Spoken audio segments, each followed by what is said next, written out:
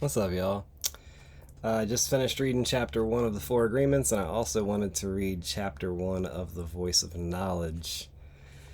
Both of them just apply to some of at least one of the four podcasts I've done recently: 88, 89, 90, 91.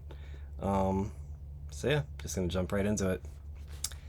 Adam and Eve, the story told from a different point of view.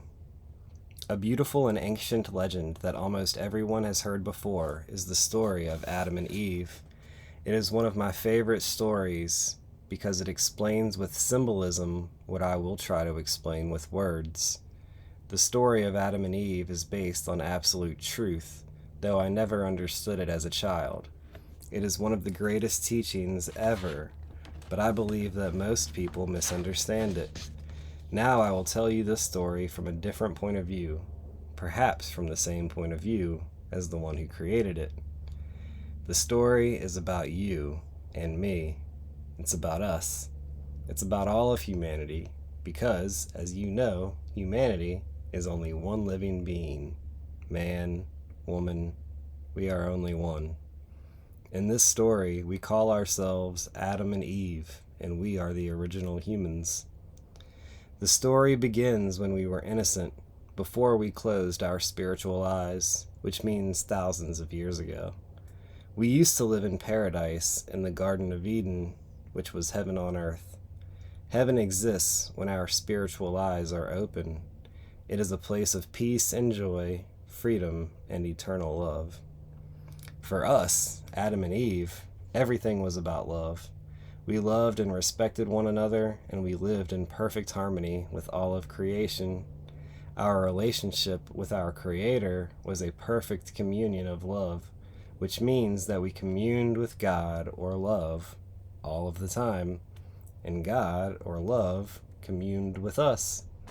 It was inconceivable to be afraid of God, the one who created us. Our Creator was a God of love and justice, and we put our faith and trust in God. God gave us complete freedom, and we used our free will to love and enjoy all of creation. Life was beautiful in paradise. The original humans saw everything through the eyes of truth, the way it is, and we loved it. That is the way we used to be, and it was effortless. Well, the legend says that in the middle of paradise stood two trees. One was the tree of life, which gave life to everything in existence, and the other was the tree of death, better known as the tree of knowledge. The tree of knowledge was a beautiful tree with juicy fruit, very tempting, and God told us, don't go near the tree of knowledge. If you eat the fruit of that tree, you may die. Of course, no problem. But by nature, we love to explore, and surely we went to pay a visit to the tree. If you remember the story, you can already guess who lived in that tree. The tree of knowledge was the home of a big snake full of poison. The snake is just another symbol for what the Toltec call the parasite, and you can imagine why. The story says that the snake who lived in the tree of knowledge was a fallen angel who used to be the most beautiful one. As you know, an angel is a messenger who delivers God's message, a message of truth and love. But for who knows what reason, that fallen angel no longer delivered the truth, which means he delivered the wrong message. The fallen angel's message was fear instead of love. It was a lie instead of truth. In fact, the story describes the fallen angel as the Prince of Lies, which means that he was an eternal liar. Every word coming out of his mouth was a lie. According to the story, the Prince of Lies was living in the tree of knowledge, and the fruit of that tree, which was knowledge, was contaminated with lies. We went to that tree, and we had the most incredible conversation with the Prince of Lies. We were innocent. We didn't know. We trusted everyone. And there was the Prince of Lies, the first storyteller, a very smart guy. Now the story gets a little more interesting because that snake by itself had a whole story of its own. That fallen angel talked and talked and talked, and we listened and listened and listened. As you know, when we are children and our grandparents tell us stories, we are eager to hear everything they tell us. We learn, and it's very seductive. We want to know more.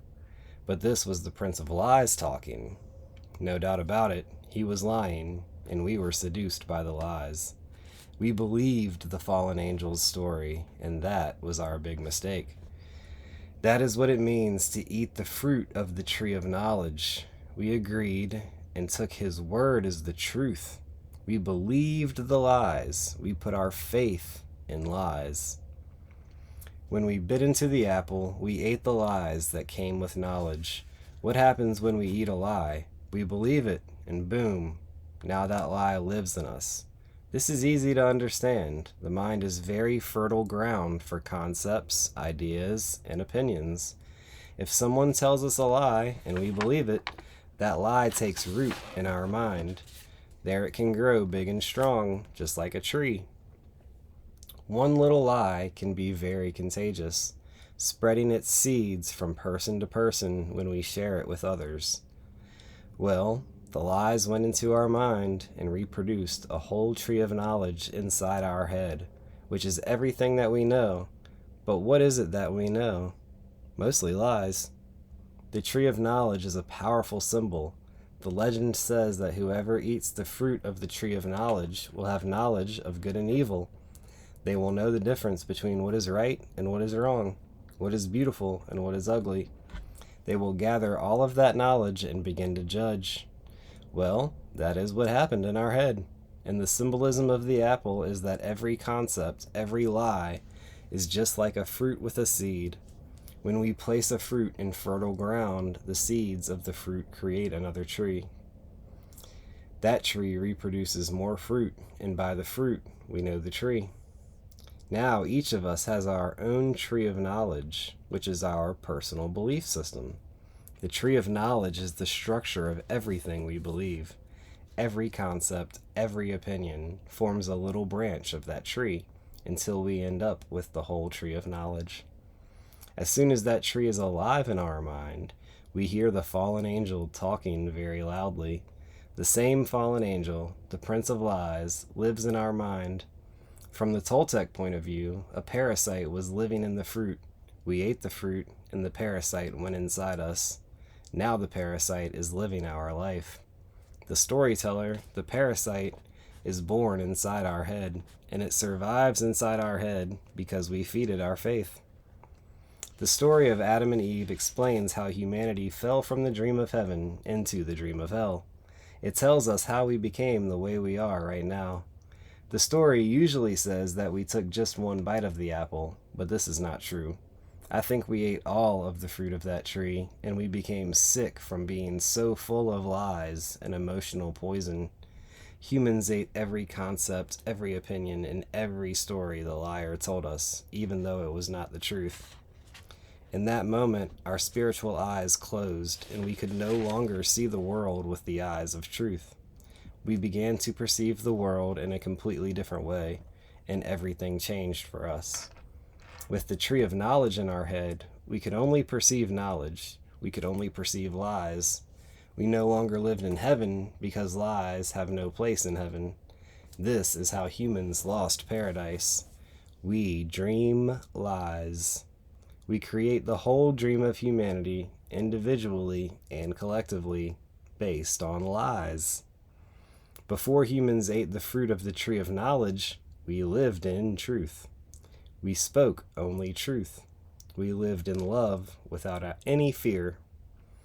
After we ate the fruit, we felt guilt and shame. We judged ourselves as no longer good enough, and of course we judged others the same way. With judgment came polarity, separation, and the need to punish and be punished. For the first time, we were no longer kind to one another. We no longer respected and loved all of God's creation. Now we suffered, and we began to blame ourselves, to blame other people, and even to blame God. We no longer believed that God was loving and just. We believed that God would punish and hurt us. It was a lie. It was not true, but we believed it, and we separated from God. From this point, it is easy to understand what is meant by original sin. The original sin is not sex. No, that is another lie. The original sin is to believe the lies that come from the snake in the tree, the fallen angel. The meaning of the word sin is to go against. Everything we say, everything that we do against ourselves is a sin. To sin is not about blame or moral condemnation. To sin is to believe in lies and to use those lies against ourselves. From that first sin, the original lie, all of our other sins are born. How many lies do you hear in your head? Who is judging? Who is talking? Who is the one with all the opinions? If you don't love, it's because that voice doesn't let you love. If you don't enjoy your life, it's because that voice doesn't allow you to enjoy it. And not only that, the liar in our head has the need to express all those lies, to tell its story. We share the fruit of our tree with others, and because others have the same kind of liar, together our lies become more powerful. Now we can hate more. Now we can hurt more. Now we can defend our lies and become fanatics following our lies. Humans even destroy one another in the name of these lies. Who is living our life? Who is making our choices? I think the answer is obvious. Now we know what is going on in our head. The storyteller is there. It is that voice in our head. That voice is talking and talking and talking, and we are listening and listening and believing every word. That voice never stops judging. It judges whatever we do, whatever we don't do, whatever we feel, whatever we don't feel, whatever everybody else does. It is constantly gossiping in our head, and what comes out of that voice? Lies. Mostly lies. These lies hook our attention, and all we can see are lies. That is the reason we don't see the reality of heaven that exists in this same place at this same time.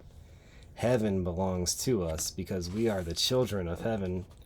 The voice in our head doesn't belong to us. When we are born, we don't have that voice. The voice in our head comes after we learn. First the language, then different points of view, then all the judgments and lies. Even when we first learn to speak, we only speak truth, but little by little, the whole tree of knowledge is programmed into our head, and the big liar eventually takes over the dream of our life. You see, in the moment when we separated from God, we started to search for God. You could also replace God with the word love. I know I've said that before, but anytime I say God, you could just replace it with the word love if you don't like the word God. Same thing, same exact thing, literally. For the first time, we started to search for the love we believed we didn't have. We started to search for justice, for beauty, for truth. The search began thousands of years ago, and humans are still searching for the paradise we lost.